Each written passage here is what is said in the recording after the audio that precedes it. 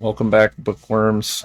Today, I want to do a quick 5-minute review of Aldous Huxley's Brave New World. I just finished reading this last month, and I mentioned in my last video I was going to do a review, and here we are.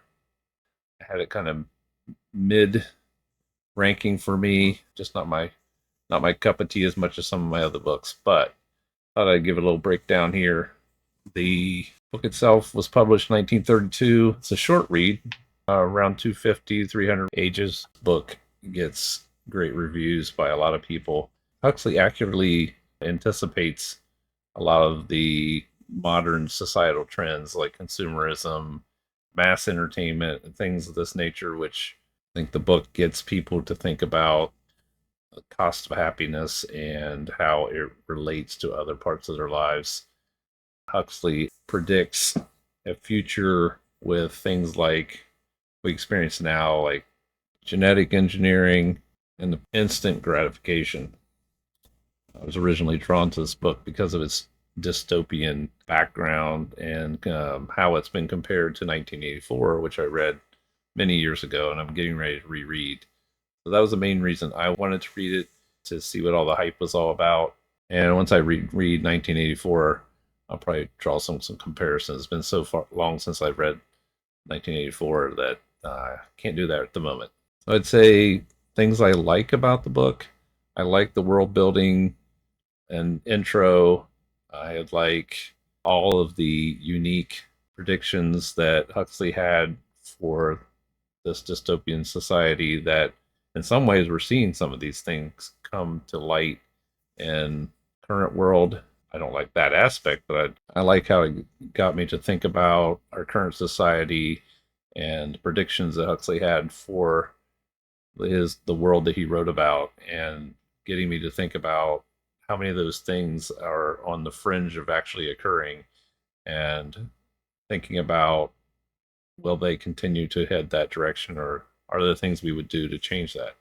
What I don't like about the book is the shallow build of the characters. I mean, the characters themselves are utilized for the messaging by Huxley, but there's not a lot of depth to the characters, and so that was kind of lacking. After the intro, which I thought was really good, it seemed to level off for me and was a little more dry of a read going through the center of the book. And then it picked up for me again, delivering more of what the book's message was more toward the end.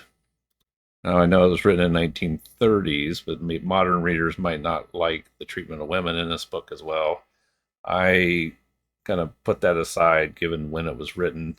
And the title itself, Brave New World, was taken from Shakespeare, The Tempest, I think it was, which I haven't read.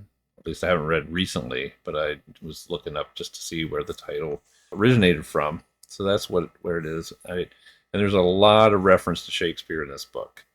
I am not like a huge fan of reading Shakespeare, just because of the type of things I like to read. But I do feel like, on the negative side for me, that he utilized Shakespeare like way too much. I almost felt plagiaristic at times in his use of quotes from Shakespeare. So that was another thing I didn't like. If you're a Shakespeare fan, this will add to the read for you. In summary, I do recommend reading this book as a classic, and to utilize in comparison with other sci-fi dystopian books. But for me, it wasn't my favorite book by a lot. It's right kind of mid-tier in my rankings for all the various books I've read. So that's a wrap for my first review for YouTube. And if you disagree with me, don't hold it against me. Don't get too excited. I know this book is a lot of people's favorites. I know it's a lot of people don't like the book.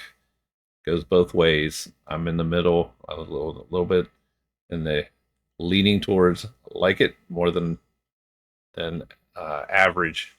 So that's where I'll leave it for now. So until next time, like and subscribe. Take care.